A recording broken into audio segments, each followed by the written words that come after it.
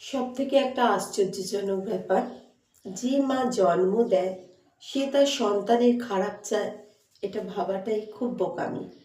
কারণ মায়েরা সন্তানের সব কিছু ভালো চায়। কারণ তারা যে গর্ভে যে সন্তানকে ধারণ করে, সে ভূমিষ্ঠ হওয়ার পর নিজের সব কিছু ছেড়ে দিয়ে সে তার সন্তানের বড় হয়ে ওঠাটাকে একটা আনন্দের মধ্যে নেয়। কিন্তু সবথেকে বড় কথা, যখন সন্তান একটু বড় হয়, সবাই আশেপাশে পরিবারের সবাই সন্তানকে ভালোবাসে। মা যে ভালোবাসে না এটা কিন্তু কখনোই বলা যায় না। মা ভালোবাসে বলেই সন্তানকে শাসনও করে। সেই সময় পরিবারের যারা বড় থাকে তারা অনেক সময় মাকে তার সন্তানের সামনে বকে যে তুমি ঠিক করছো না তোমার সন্তানকে এইভাবে শাসন করে। সন্তান আমরাও বড় করেছি, কিন্তু তোমার মতো করে নয়। এই ধারণাটা সম্পূর্ণ ভুল। কারণ যে মা গর্ভে নিয়েছে সন্তানকে, সে তার সমস্ত কিছু ইচ্ছে আনন্দ সব কিছু ত্যাগ করে তিলে তিলে তার বাচ্চাকে বড় করে তোলে। তাই সে যদি তার সন্তানকে কখনো শাসন করে বা গায়ে হাত তোলে, সেটা কিন্তু তার মধ্যে প্রকাশ পায় না যে তার মা তাকে ভালোবাসে না। সন্তানের ভালোর জন্যে সে সেই কাজটা করে। কিন্তু যেটা হয়, পরিবারের যারা বড় তারা যখন সন্তানের সামনে তার মাকে এরমভাবে শাসন করে, সন্তানও ভাবতে শুরু করে যে তার মা তাকে ভালোবাসে না। মায়ের প্রতি একটা বিরূপ তার একটা চিন্তা তার মনের মধ্যে ঢুকে যায় যে মা ভালো নয়, মা বকে, মা মারে।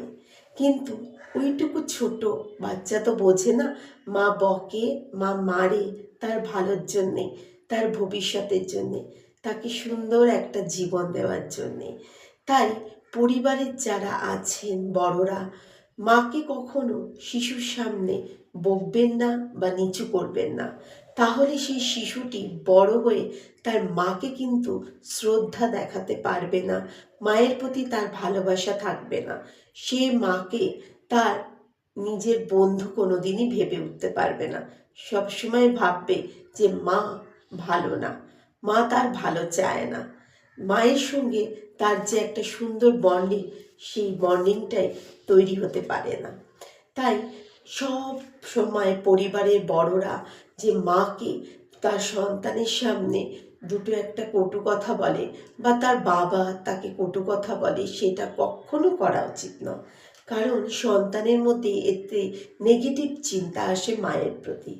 তাই প্রত্যেককে বলবো, যারা আপনারা বড়, নিশ্চয়ই আপনারা আপনাদের নাতি নাতনিকে ভালোবাসেন, নিশ্চয়ই বাবা হয়ে সন্তানকে ভালোবাসেন, কাকা জ্যাঠা হয়ে নিশ্চয়ই আপনারা আপনার ভাইপো বা ভাইজিকে ভালোবাসেন।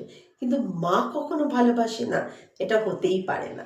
তাই সন্তানকে যখন তার মা শাসন করবে, তার গায়ে হাত তুলবে, কখনো বাধা দেবেন না। কারণ ভাববেন ওই সন্তানটা তার মায়ের একদম নিজের আত্মা এবং রক্তের সৃষ্টি। তাই মা তাকে ভবিষ্যতে ভালো করার জন্যই বকছে বা মারছে। সেই সময় আপনাদের যদি ভালো না লাগে বড়দের, ওখান থেকে সরে যান। কিন্তু সন্তানের কাছে, সন্তানের সামনে কখনোই তার মাকে কোনো বাজে কথা বলবেন না বা তাকে মারতে বা বকতে দেবেন না। মাই একমাত্র যে কিনা তার সন্তানকে জন্ম দেয় এবং সন্তানের ভবিষ্যৎটাকে সুরক্ষা রাখতে পারে। তার জন্যে সন্তানকে ভবিষ্যতে ভালো করার জন্যে তার শাসন করা। তাই প্রত্যেককেই বলবো, পরিবারে যারা জ্যেষ্ঠ রয়েছেন তারা কখনোই সন্তানকে যখন তার মা শাসন করে, একটু বকে বা মারে, কখনোই বাধা দেবেন না। কারণ মা কখনো সন্তানের শত্রু নয়, বা মা কখনো সন্তানকে ভালোবাসে না বা ভবিষ্যতে তাকে ঠিক জায়গায় পৌঁছে দেবে না, এই চিন্তাটা রাখবেন না। তাই মা যখন শাসন করবে, মা যখন মারবে, মা যখন বকবে, আপনারা কখনোই বাধা দেবেন না। এতে ওই ছোট বাচ্চাটারই ভবিষ্যৎ নষ্ট হতে পারে। মায়ের থেকে আপন কেউ হয় না। তাই মাকে বকতে দিন, মাকে শাসন করতে দিন, কারণ মাই হলো প্রথম শিক্ষক তার সন্তানের। তাহলে কিন্তু যে ছোট্ট শিশুটাকে দেখছে তার ভবিষ্যৎটা নষ্ট হয়ে যাবে। মা তার সন্তানকে শ্রেষ্ঠ জায়গায় পৌঁছে দিতে চায়। মায়ের থেকে ভালোবাসা কেউ বেশি দিতে পারে না। অবশ্যই ছোট শিশুকে একটি পরিবারে সবাই ভালোবাসবে, কিন্তু মাকে শাসন করতে দিন, বকতে দিন, তবেই কিন্তু ওই শিশুটার জীবন উজ্জ্বল হয়ে উঠবে।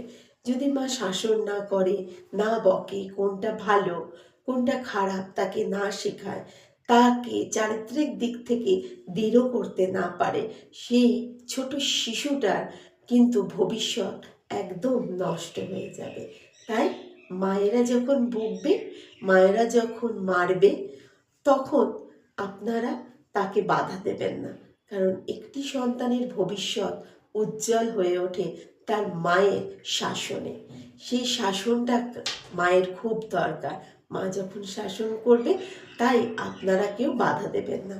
মায়ের সঙ্গে সন্তানের সম্পর্ক মধুর করতে চাইলে এবং ওই ছোট শিশুটির ভবিষ্যৎ উজ্জ্বল করতে চাইলে মাকে তার স্বাধীনতা দিন।